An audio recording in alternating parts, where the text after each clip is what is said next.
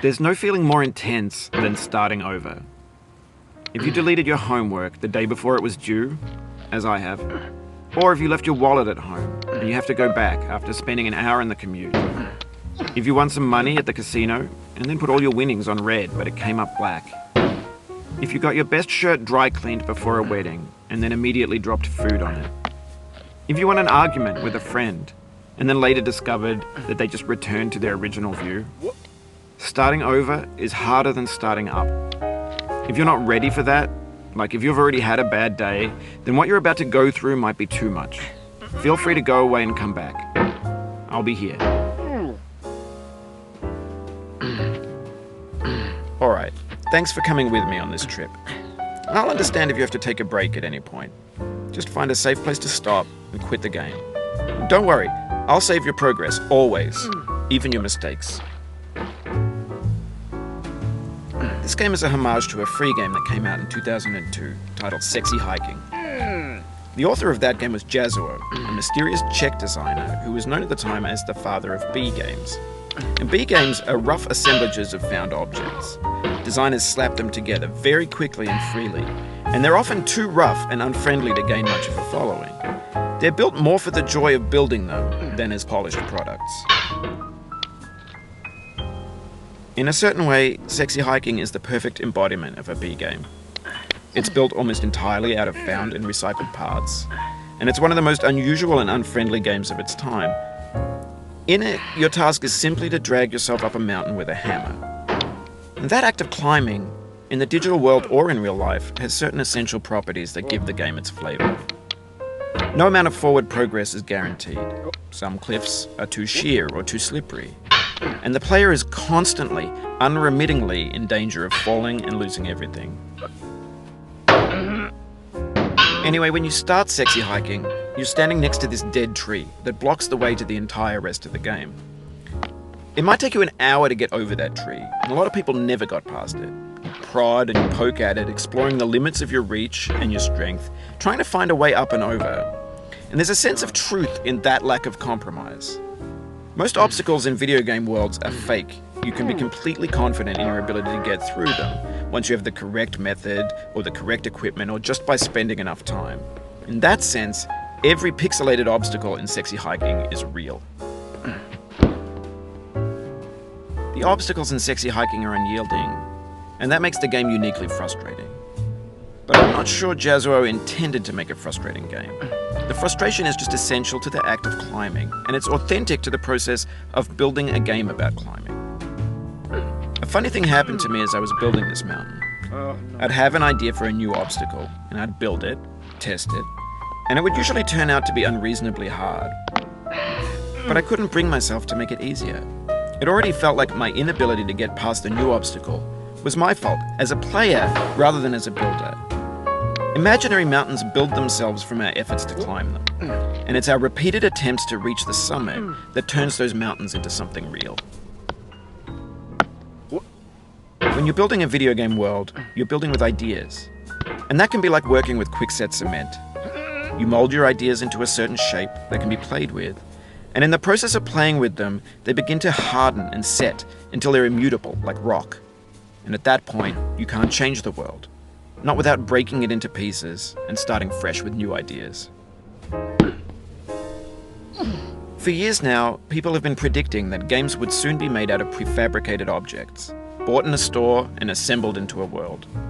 And for the most part, that hasn't happened, because the objects in the stores are trash. I don't mean they look bad or that they're badly made, although a lot of them are. I mean they're trash in the way that food becomes trash as soon as you put it in the sink. Things are made to be consumed and used in a certain context, and once the moment is gone, they transform into garbage. In the context of technology, those moments pass by in seconds. Over time, we've poured more and more refuse into this vast digital landfill that we call the internet. It now vastly outnumbers and outweighs the things that are fresh and untainted and unused. When everything around us is cultural trash, trash becomes the new medium, the lingua franca of the digital age. And you could build culture out of trash, but only trash culture. B games, B movies, B music, B philosophy. Maybe this is what digital culture is. A monstrous mountain of trash, the ash heap of creativity's fountain. A landfill with everything we ever thought of in it. Grand, infinite, and unsorted. There's 3D models of breakfast, Gen X's fanfic novels, scan magazines, green screen Shia LaBeouf, banned snuff scenes on LiveLeak. Facebook's got lifelike bots with unbranded adverts and candid shots of Kanye and Taylor Swift mashups, car crash epic failed GIFs, Russian dashcam vids, discussions of McRibs, discarded, forgotten, unrecycled, muddled, rotten, untitled. Everything's fresh for about 6 seconds, until some newer thing beckons, and we hit refresh. And there's years of persevering, disappearing into the pile, out of style, out of sight. In this context, it's tempting to make friendly content that's gentle, that lets you churn through it but not earn it. Why make something demanding if it just gets piled up in the landfill, filed in with the bland things? When games were new, they wanted a lot from you. Daunting you, taunting you, resetting and delaying you. Players played stoically. Now everyone's turned off by that. They want to burn through it quickly, a quick fix for the fickle, some tricks for the clicks of the feckless. But that's not you, you're an acrobat. You could swallow a baseball bat. Now I know, most likely you're watching this on YouTube or Twitch, while some dude with 10 million views does it for you, like a baby bird being fed chewed up food. That's culture too. But on the off chance that you're playing this, what I'm saying is, trash is disposable, but maybe it doesn't have to be approachable. What's the feeling like? Are you stressed? I guess you don't hate it if you got this far, feeling frustrated. It's underrated. An orange is sweet, juicy fruit locked inside a bitter peel. That's not how I feel about a challenge. I only want the bitterness. It's coffee, it's grapefruit, it's licorice.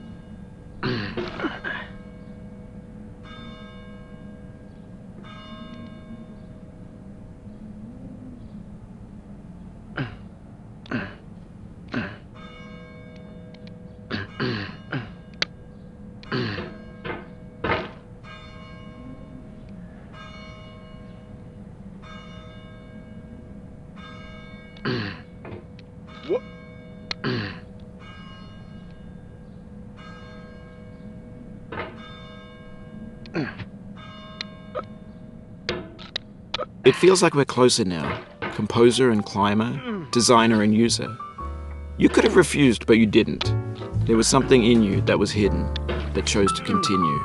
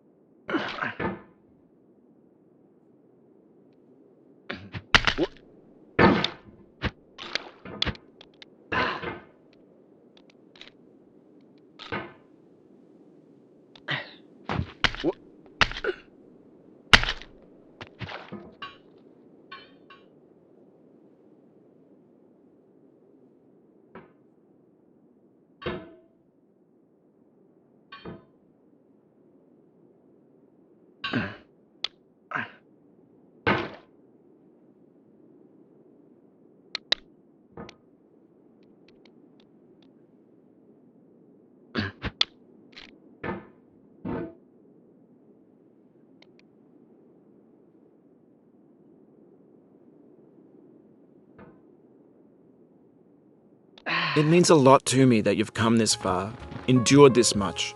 Every wisecrack, every insensitivity, every setback you've forgiven me is a kingly gift that you've given me.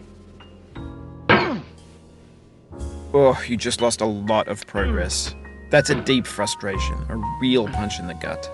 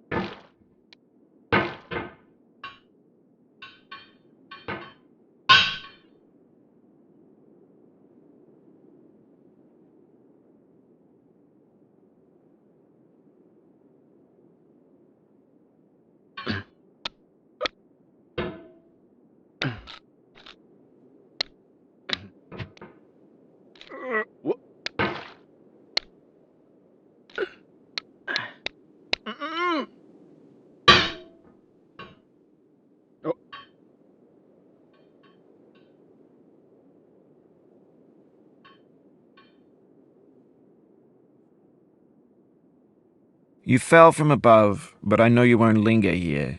Your hammer's no longer, your jump is no stronger, but your hunger will tell.